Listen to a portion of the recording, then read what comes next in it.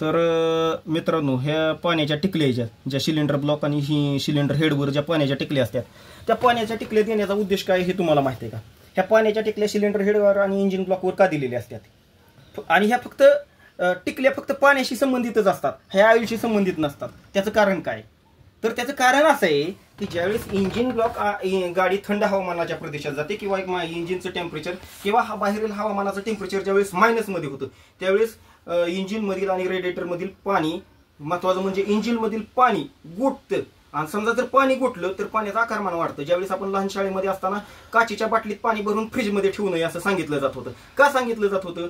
जर ज्यावेळेस फ्रीजमध्ये पाण्याची बाटली ठेवली आणि त्यातलं पाणी जर पाण्याचं बर्फात रूपांतर झालं तर ती काचेची बाटली तडकेनं तडकते आणि ती फुटते. तसं ह्या इंजिनमधलं जर पाणी ज्यावेळेस मायनस डिग्रीमध्ये टेम्परेचर मायनस डिग्रीमध्ये जाईल तर हे त्यावेळेस पाणी गोठलं जातं. आणि पाणी गोठल्यावर काय होतं तर इंजिन ब्लॉक फुटण्याची दाट शक्यता असते. दाट म्हणजे 99% असते. तर ते पाणी ज्यावेळेस गोठल त्यावेळेस इंजिन ब्लॉक फुटण्याच्या ऐवजी ह्या पात्र्याच्या टिकल्या येते का, ह्या टिकल्या अशा झटकीनं बाहेर निघून जातात आणि ते बर्फ द्रव स्वरूपात जे काही पाणी असेल बर्फाच्या स्वरूपात ते बाहेर निघलं जातं आणि इंजिन ब्लॉक फुटण्यापासून वाचवलं जातं.